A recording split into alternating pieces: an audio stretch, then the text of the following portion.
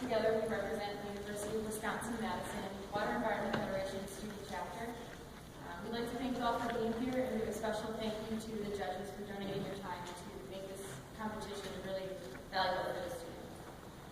Today we would like to discuss with you closing the loop on PET recycling. So just a brief outline of what we're going to be talking to you about. I'll introduce our team roles and responsibilities. We'll then introduce to you our client and give the company background there. We'll go into the project overview as well as some design constraints.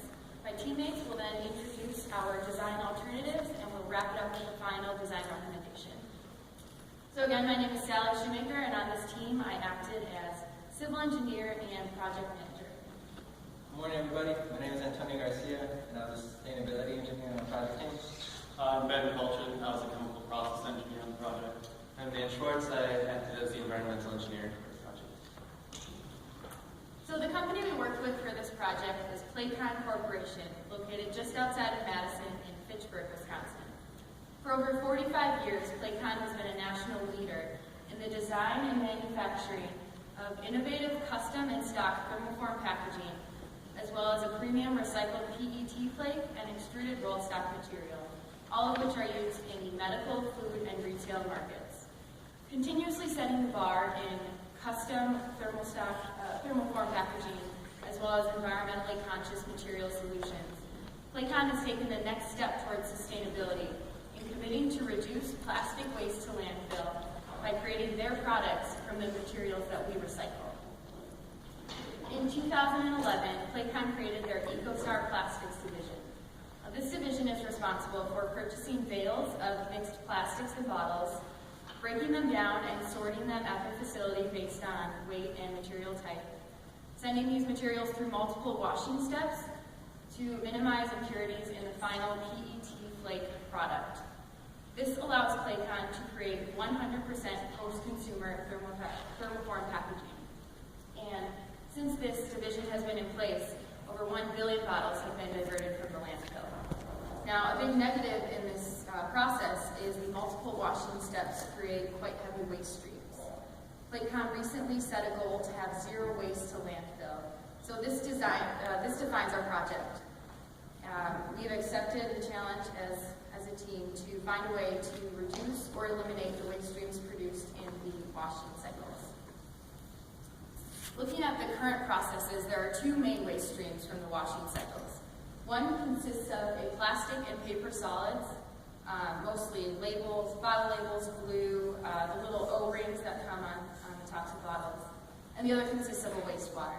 Now, due to the caustic soda and detergents added to dissolve the glues and labels from these plastic bottles, the wastewater has a very high pH, a high total suspended solids concentration, and a high VOD concentration.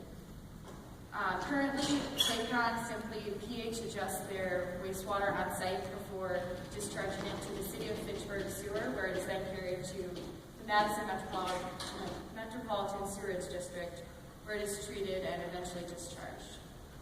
After discussing with our client and to narrow the scope of our project, we are just focusing on the wastewater portion from these cycles. After speaking with our client, Playcon expressed the desire to have a 2 to 3 year payback period on whichever design they implement, which equates to an initial budget of only $250,000. This means whichever alternative we recommend must have a low capital cost as well as low operation and maintenance costs. Additionally, this should have minimal labor requirements for the workers on site. We have a spatial limitation of 25 by 14 feet located within the pH adjustment area. And our proposed alternative must comply with all environmental regulations, including the City of Fitchburg sewage ordinances. With that, I'm going to hand the floor to Dan, who will go into our preliminary investigation. All right, thank you, Sally. Initially we looked into improving the water use efficiency at Playcon Corporation. We found that it's already a pretty water efficient process. They recycle water at several points throughout the recycling process. We also found that if we lower the volume of water used in the recycling process while the contaminant levels remain the same, we could actually end up increasing the contaminant concentrations in the wastewater. which would increase the EcoStar facility's surcharge fees, and obviously that would be cost effective. Playtime wouldn't like that too much, so we decided to instead focus on reducing the surcharge fees through TSS and CBOD reduction. With data that we got from Playtime Corporation, we found that the average yearly surcharge fees were almost $128,000 per year, and 54% of those fees came from the total suspended solids in their wastewater. So that was the obvious choice to focus on, the contaminant to focus on, as we could eliminate over 50% of the surcharge fees with one treatment option. So the current recycling process is very water efficient as I mentioned. However, there's minimal wastewater treatment. It's currently being screened through a rotating screen filter. 1 millimeter solids or larger are screened off before the water is then pH treated and discharged in the MMSD sewer system. This is a process flow diagram, just basically showing that water is collected in several pits throughout the facility, passes through the rotary screen, gets pH treated in the reaction tank, and then is discharged to the sewer system. So some of our proposed treatment options include improvements to the current system, such as an equalization tank and a solids conveyor. We have 3 alternatives to treat total suspended solids, including dissolved air flotation, hydrocyclone, and an inclined plate clarifier. And then for a more complete treatment option, we have proposed adding an anaerobic digestion system on site to also treat CBOD removal, or CBOD in wastewater. All of these systems were designed to handle 100 to 150% of the current average flow, which is about 21 gallons per minute. Also, they have to be able to handle the average TSS floating in the wastewater, which is very high at 3,300 milligrams per liter. So the equalization tank helps create a more uniform stream, which would improve the effectiveness of any downstream treatment system. For the size of the EcoStar facility, a 3,000 gallon tank would be sufficient. If it was constructed of high density polyethylene, that would provide the chemical resistance that we would need based on the chemicals they use for the cleaning process. Vertical orientated tank would minimize the footprint, and since we're dealing with a pretty small space inside the EcoStar facility, that's pretty important. Open tank would make for easier maintenance and cleaning, and such a tank would cost just over $4,000. The solids conveyor system would transport the solids screened off from the rotor screen and whatever TSS treatment system they choose to implement, and it would carry it to a collection bin on site where it would be disposed of later. The current screening system produces about 65 pounds per hour of solids. We estimated that with the addition of a TSS treatment system, that would produce another 75 pounds per hour on top of the 65. The conveyor length would be about 80 feet based on the layout of the EcoStar facility, and the estimated price would be between $30,000 and $40,000 for that conveyor system. So the first total suspended solids treatment system we proposed was an inclined plate clarifier. As you can see, water enters through the top of the tank, flows downwards and then upwards through the parallel plate pack. This is where the solids would settle out and fall to the bottom of the tank. Meanwhile, the clean water would leave the top of the tank. Inclined plate clarifiers have many advantages. They're extremely simple. They have almost no moving parts besides the pump to push the water through the tank and a sludge thickening auger in the bottom of the tank. This would allow for very low operation and maintenance costs. Just keep the whole unit pretty inexpensive. They're also advantageous because the effective settleable surface area of the inclined plate pack is very high given the actual spatial footprint of the device. So basically we could save up to 85% of the space required by a traditional settling tank with this unit, which again, we're working with a very small space. That's incredibly important in this situation. The model we chose to implement, or proposed to implement at the EcoStar facility, was the HydroFlow model LS42. We estimated that it could remove more than 75% of the total suspended solids in the EcoStar wastewater. The unit is very compact and easily fit in our 14 by 25 foot space, and also relatively inexpensive at $29,000. It should be $29,500. And next, this is a proposed showing the implementation of the implant plate clarifier.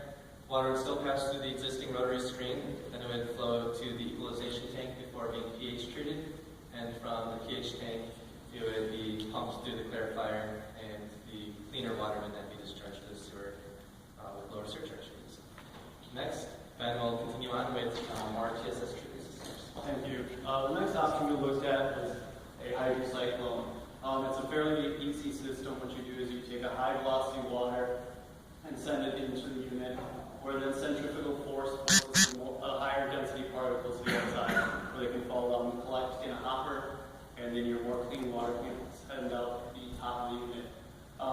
These units are traditionally used for removal of grit, very dense materials.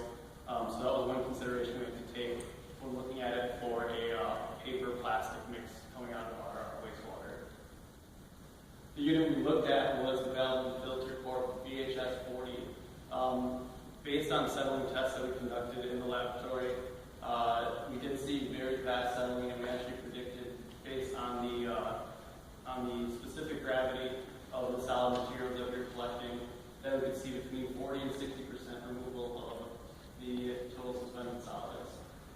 This unit at only about $6,000 would be very cost effective.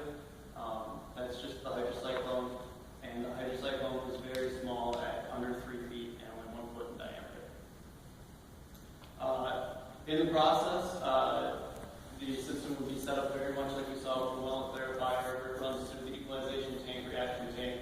We would need a high pressure pump to get the necessary velocity for the cyclonic action. Then we would see our cleaner water going to wastewater treatment done by Madison Municipal, and we'd have our solids run to a current screw auger that is in place to dewater some of our solids. Our next option was dissolved air flotation, and I'm sure many of you are familiar with this option. It's very common for removal of lower density particles. How it works is we use a compressed air stream, and with the appropriate residence time, we can see dissolving of air into our water. Our water is then sent over to a clarifying tank. In the clarifying tank, the pressure is released, which allows the bubbles to come out of solution. When the bubbles come out of solution, they can gather on the flocculated solids that's been treated with chemicals to flocculate more appropriately, and raise them to the top of the system where they can be skimmed off and sent off. And the solids will be sent off, and water more pure can be sent for any further treatment. There are many DAF systems that we looked at and we found through a variety of searches. But talking to a company in the Madison area, we found that 100% of the suspended solids could potentially be removed through this technology with the appropriate chemical loadings. However, this did come at a very high capital cost of $215,000 due to the additional instrumentation necessary, and because of the high chemical loading, we would see almost $83,000 in annual O&M costs. Also, the system has a large spatial footprint, so there is an additional charge for engineering that will need to go in to make sure the system fits in our facility. As you can see here, here's a very brief layout of what our system would look like. One unique thing about our system for the DAF is that we include PFR piping instead of an aeration tank. This PFR piping would allow for slow flow and the appropriate retention time for air to become dissolved in the water. This will hopefully reduce our spatial footprint by running the piping along the wall instead of taking up a large footprint of the tank on the ground. Next, I'll pass it off to Antonio, who will discuss our complete treatment option. When talking to Plate County representatives, they really express the desire to have a zero waste to landfill goal for the EcoStar facility.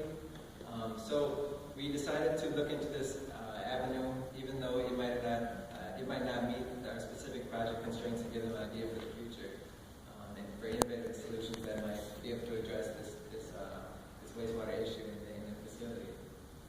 So we looked into anaerobic digestion, and this is a basic schematic showing how the anaerobic digester would work, where the wastewater would be introduced into the digester, and under an oxygen-deprived environment, microorganisms would be able to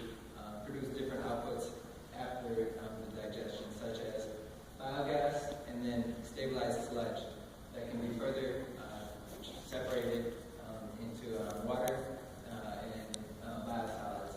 So for their industry, it opens up different opportunities for a new business, such as reuse of the biogas into potential energy, into heating their facility, or to producing electrical units for their business, as well as water reuse into their cycle and market for biosolids. So this option, if able to be implemented, might provide good opportunities for business and a carbon neutral process. Here's a process flow diagram of how we would envision the digester to be implemented in the system. Similar to much of the TSS treatment options, they would have the rotary screen and an equalization tank. Specific to the digester, the pH treatment would have to be even further adjusted and close to about pH of 7 to have an environment for microorganisms to produce the resulting biogas and stabilized sludge in the digester. So here we see after the digester is the split in materials between biogas and the biosolids, which would need to be further treated. When looking at Claycon's wastewater composition, we have to determine if this material would be able to be anaerobically digested. So we looked at their current surcharge fees, and the TSS values were high, as well as the CBOD values were significant at 2,500 milligrams per liter. Our team also did independent laboratory tests to determine the suspended solids as compared to the total suspended solids. Found that to be close to 75 to 85% volatile, which is a slight indicator of how well an anaerobic digestion system would work. However, it's important to note that further testing would need to be required, such as BOD tests and biomethane potential tests to determine the exact value or expected value of methane production in the system. Along with the benefits, there are some limitations, as mentioned in concerning our constraints for the project, such as the high capital cost, close to $1.3 million in an estimated cost, and an estimated operations and maintenance cost of $43,000 per year, which do not meet our project constraints of a 2 to 3 year payback period. And our other constraint that we had with the project was the spatial constraints. And this would require a larger spatial footprint, possibly the construction of a digester outside of the facility. With that, and comparing our costs and benefits, we've determined a 22-year payback period with the current system and a present worth of $60,000 after the 25-year lifespan of the digester. We determined that with our project constraints, we would not go further into testing the anaerobic digestion.